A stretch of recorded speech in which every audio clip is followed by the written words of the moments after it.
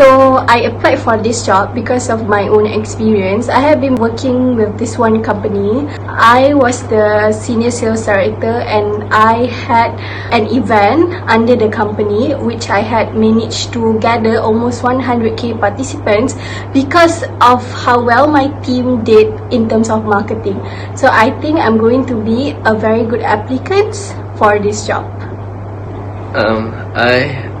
I had experience of 5 to 6 years working with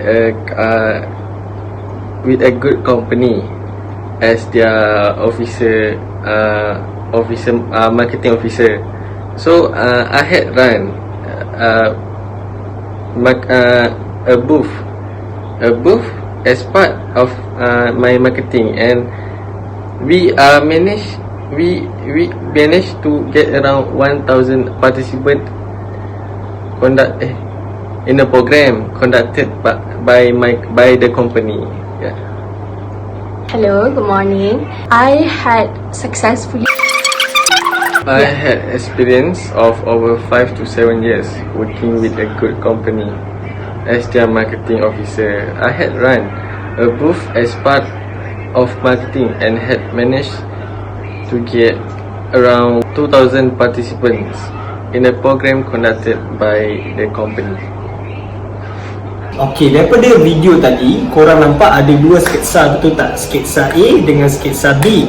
Sketsa A dengan sketsa B ni sama je. Dia menunjukkan temubual di salah satu syarikat terbesar di dunia. So diorang ni nak ambil pekerja, ada sama pekerja perempuan ni ataupun pekerja lelaki ni. Okey, perempuan ni korang nampak dia ada pengalaman 5 ataupun 6 tahun dekat Amerika Syarikat. Lelaki ni pula dia belajar dekat Malaysia je, and dia tak pentingkan bahasa Inggeris pun dalam pendidikan dia. So apa yang sendiri yang korang nampak ialah daripada sketsa A, yang perempuan ni bercakap bahasa Inggeris sangatlah fasih, dan apabila lelaki ni pula cakap bahasa Inggeris dia tergagap-gagap. So dia punya message dia tak sampai.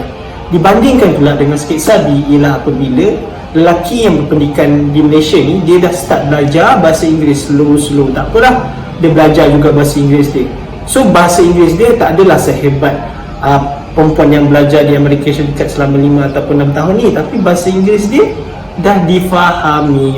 Okey, so dekat sini abang nak tekankan yang bahasa Inggeris ni amatlah penting untuk korang mencari kerja pada satu hari nanti. Sekarang memang korang tak nampak, tapi satu hari nanti korang akan faham pentingnya bahasa Inggeris ni. Sebab ketua-ketua syarikat di Malaysia, bukan saja di Malaysia, di luar negara pun, dia orang amatlah mementingkan bahasa Inggeris.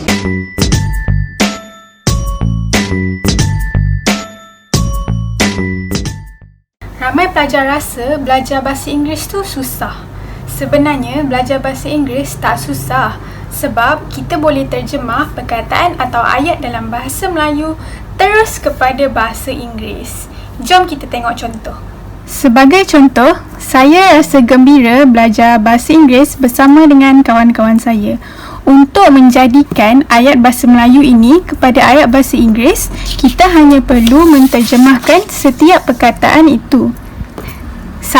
I rasa, feel, gembira, happy, belajar, learning, bahasa Inggeris, English, bersama, together, dengan, with, kawan-kawan saya, my friends. Jadi ayatnya, I feel happy learning English together with my friends. Senang kan? Tengok, sebenarnya tak susah pun bahasa Inggeris. Kita cuma perlu tahu banyak perkataan dalam bahasa Inggeris. Dan untuk tahu banyak perkataan dalam bahasa Inggeris, kita cuma perlu rajin membaca. Jadi, korang semua mesti boleh. Baik, kenapa bahasa Inggeris mudah untuk dikuasai? Okey, kepada adik-adik yang sedang mempelajari bahasa Inggeris di sekolah, bahasa Inggeris banyak menggunakan huruf-huruf yang juga kita gunakan dalam bahasa Melayu. Contohnya A, B, C sampai Z. Ini berbeza jika kita bandingkan dengan bahasa-bahasa lain, contohnya bahasa Arab dan juga bahasa Mandarin.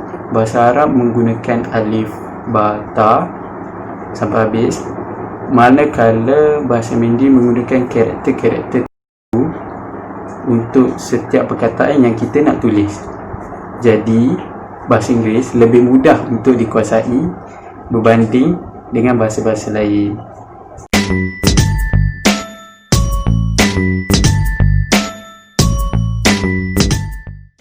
Nombor 1, kita kena baca banyak buku bahasa Inggeris.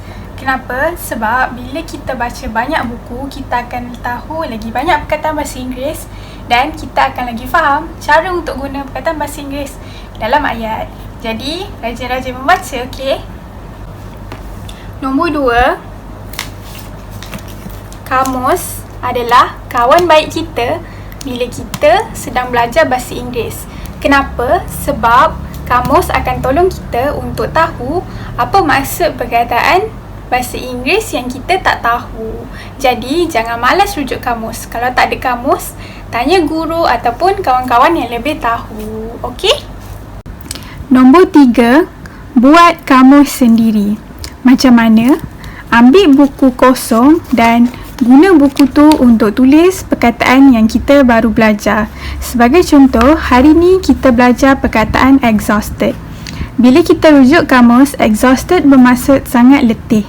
Lepas kita dah tulis dalam buku, kita cuba untuk buat ayat untuk lagi faham cara untuk guna perkataan tu. Sebagai contoh, today is a hot day. Hari ni ialah hari yang panas. I feel exhausted. Saya rasa sangat letih. Okey? Tips ataupun langkah yang keempat ialah belajar menggunakan bahasa Inggeris ataupun perkataan-perkataan bahasa Inggeris dalam kehidupan seharian kita, sama ada dengan keluarga ataupun dengan rakan-rakan kita. Contohnya, daripada kita mengatakan jom pergi makan, kita kata jom pergi eat. Hal ini kerana eat bermaksud makan dalam bahasa Inggeris. Tips ataupun langkah yang kelima ialah jangan takut untuk membuat salah. Hal ini kerana dalam proses belajar kita pasti akan melalui kegagalan dan juga kejayaan.